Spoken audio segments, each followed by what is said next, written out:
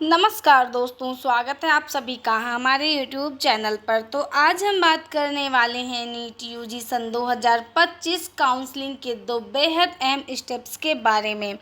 यहाँ हम बात करेंगे थर्ड राउंड की और मॉपअप राउंड की। कई स्टूडेंट्स के मन में सवाल रहता है कि आखिर थर्ड राउंड और मॉपअप राउंड में क्या फ़र्क है, कौन इसमें भाग ले सकता है, कौन नहीं। तो चलिए इसे एकदम आसान भाषा में समझते हैं। तो दोस्तों, सबसे पहले जानते हैं थर्ड राउंड के बारे में।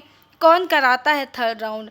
थर्ड राउंड को एमसीसी यानी मेडिकल काउंसलिंग कमेटी कराती है। किन सीटों के लिए होता है? तो यहाँ पर 15% ऑल इंडिया कोटा यानी AIQ सीटों के लिए होता है। यहाँ पर डीम्ड यूनिवर्सिटीज़ सीटें होती हैं, सेंट्रल यूनिवर्सिटी सीटें होती हैं और ESIC सीटें होती हैं।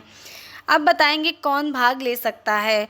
जिनको फर्स्ट राउंड और सेकेंड राउंड में सीट नहीं मिली थी, या जिन्होंने पहले सीट ली थी लेकिन रिपोर्ट नहीं किए थे, और जिन्होंने सेकेंड राउंड में एग्जिट फ्यूचर का ऑप्शन चुना था। लेकिन ध्यान रहे, जो छात्र पहले ही सीट पर ज्वाइन कर चुके हैं वे थर्ड राउंड में फिर से भाग नहीं ले सकते हैं। तो इसकी प्रक्रिया के बारे में जान लेते हैं। यहाँ पर ऑनलाइन रजिस्ट्रेशन अगर पहले किया है तो उसी से काम चलेगा, लेकिन चॉइस फिलिंग और चॉइस लॉकिंग, सीट अलॉटमेंट और रिपोर्टिंग एंड अलॉटेड कॉलेज महत्व क्यों है?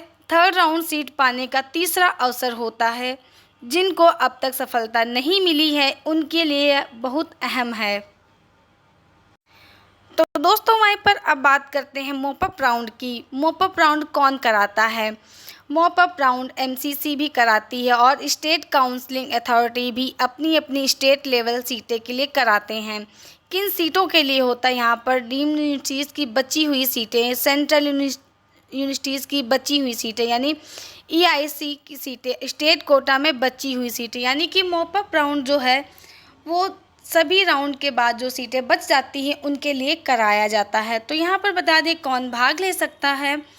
फर्स्ट राउंड, सेकेंड राउंड और थर्ड राउंड में सीट नहीं मिली है, जिनको सीट मिली थी लेकिन वे ज्वाइन नहीं किए हैं, जिन्होंने कभी रिपोर्ट नहीं किया है, जो छात्र पहले से किसी सीट पर ज्वाइन कर चुके हैं वे मॉपअप राउंड में शामिल नहीं हो सकते हैं। तो दोस्तों, इसकी प्रक्रिया के बारे में जान लेते हैं। फ्रेश रजिस्ट्रेशन करना पड़ता है, यानी नया रजिस्ट्रेशन आपको करना पड़ेगा। वहीं पर चॉइस फिलिंग, चॉइस लॉकिंग और seat allotment, reporting at college. इसका महत्व क्यों है? मॉपअप राउंड को अंतिम बड़ा अवसर माना जाता है। इसके बाद केवल स्ट्रे वैकेंसी राउंड बचता है। तो दोस्तों, यहाँ पर बता दें आपको third round versus mop up round के फ़र्क के बारे में। थर्ड राउंड तीसरा मौका है, पुराना रजिस्ट्रेशन काम आता है। मॉपअप राउंड में नया रजिस्ट्रेशन करना होगा, ये आखिरी बड़ा अवसर होता है। तो दोस्तों, अब आप समझ गए होंगे कि थर्ड राउंड में सीट पाने का तीसरा मौका है और मॉपअप राउंड आखिरी बड़ा अवसर है, जहाँ बची हुई सीटों पर एडमिशन मिलता है।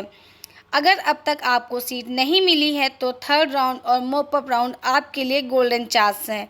ध्यान रखें, सही समय पर रजिस्ट्रेशन और चॉइस फिलिंग करना बेहद ज़रूरी है। तो ये उम्मीद है ये वीडियो आपको मददगार लगी हो। अगर वीडियो पसंद आई हो तो इसे लाइक करें, शेयर करें और हमारे चैनल को सब्सक्राइब करना ना भूलें। मिलते हैं ऐसी अगली अपडेट के साथ। धन्यवाद।